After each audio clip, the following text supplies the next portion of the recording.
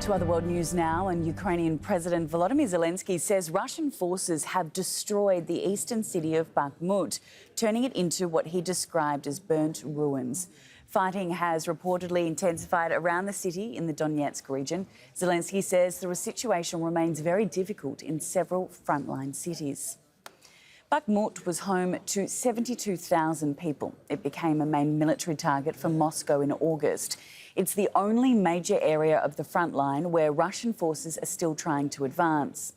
For more on this, let's bring in Rory Challens, who joins me live now from Kyiv. Hello there, Rory. What more can you tell us about these latest developments? Well, the extraordinary thing about the fight for Bakhmut at the moment is that despite the fact that this city is pretty much, as we just heard there, in ruins, there are still civilians in the town trying to eke out an existence amongst the rubble, living in basements, doing what they can to survive the onslaught.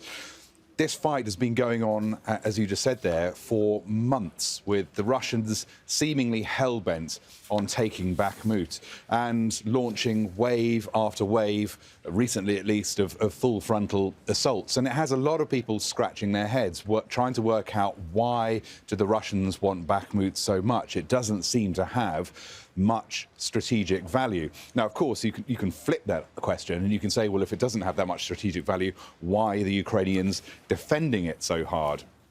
It seems perhaps as if attrition is the key, that both sides, the Ukrainians and the Russians, are just trying to inflict as many deaths, as many casualties on their enemies as they possibly can, that killing is the point, grinding the enemy down. It really is hellish fighting. I was speaking to a soldier yesterday who was here in Kyiv to recover from a concussion that he had received because of an artillery shell that exploded nearby. He was just out of hospital, and he was saying that in the fighting recently, he'd been surviving on 3 hours sleep a night for a week at a time. He'd had one ration pack for 5 days of fighting on the front lines. It's grim stuff there that is going on in Bakhmut.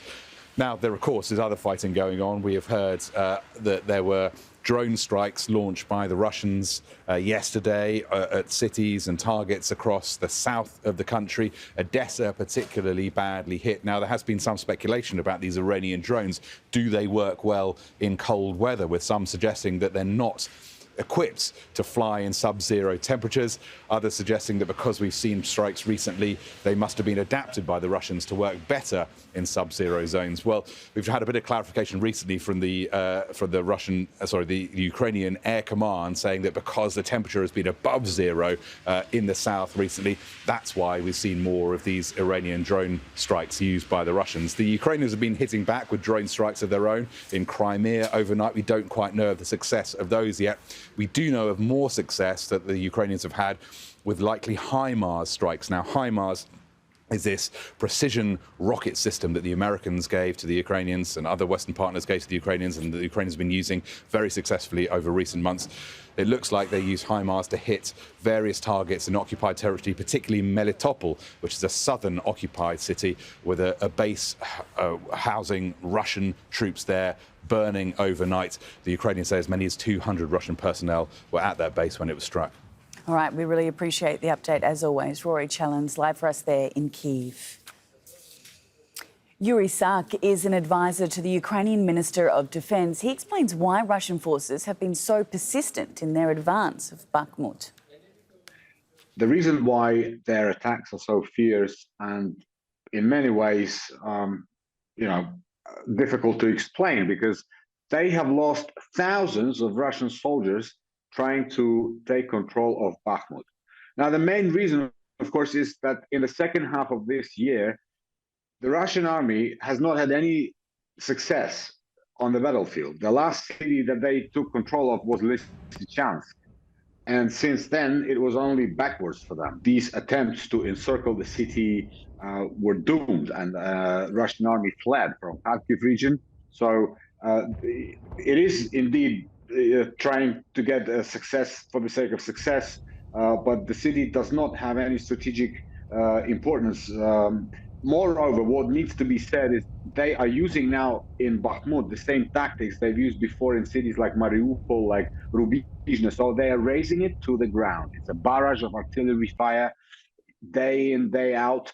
They are throwing their soldiers, both regular army, the Wagner group, the so-called Wagner group, the newly mobilized. They're dying there in hundreds on a daily basis. So it is very difficult to comprehend what they're trying to achieve. They need badly some success because otherwise they will meet 1 year of this war without anything to show to their own people.